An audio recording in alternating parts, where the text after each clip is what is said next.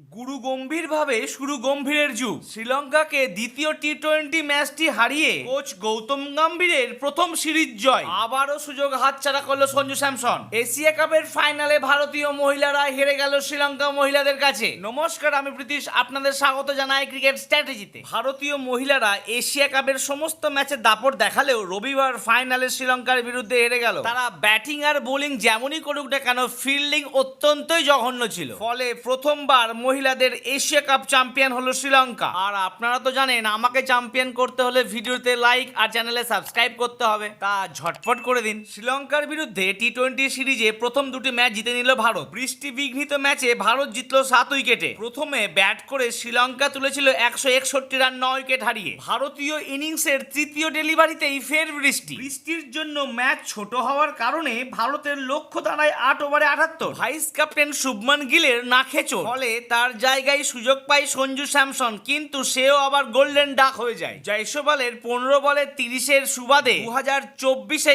International run গিয়ে দাঁড়ালো 1000। Captain Suryakumar Yadav 12 বলে করলেন 26, আর আমাদের চাবুক ব্যাটসম্যান হার্দিক পান্ডিয়া করলেন 9 বলে 22। মাত্র 6 ওভার 3 বলেই 3 উইকেট হারিয়ে 81 রান করে ফেললো ভারত। শুধুমাত্র ব্যাটিং এই নয়, বোলিংও দুর্দান্ত করেছিল ভারতের প্রত্যেকটি বোলার। রবি বিষ্ণয় 4 ওভারে 26 রান দিয়ে 3 উইকেট নিয়ে হয়ে যায় প্লেয়ার অফ দ্য ম্যাচ। তার সাথে তাল মিলিয়ে আর্শদীপ সিং, অক্ষর প্যাটেল আর হার্দিক পান্ডিয়া দুটো করে উইকেট নেয়। এখন প্রশ্ন হচ্ছে, সঞ্জু স্যামসনের কি ভবিষ্যৎ শেষ? তার কারণ শুভমান গিল ফিট হয়ে গেলেই তিনি ফিরে আসবেন দলে, আর জাওবাই একটু সুযোগ পেল, সেটিও সে কাজে লাগাতে পারলো না। কিন্তু এটিও দেখার বিষয়, হঠাৎ একটি ম্যাচে তাকে তো জাজ করা মুশকিল, কিন্তু তাছাড়া কি আর উপায় আছে? যেটুকু তাকে সুযোগ দেওয়া হচ্ছে সেইটুকুই তাকে কাজে লাগাতে হবে। যাই হোক, সঞ্জু স্যামসনের ভবিষ্যৎ নিয়ে আমি খুব চিন্তিত। আর আপনারা?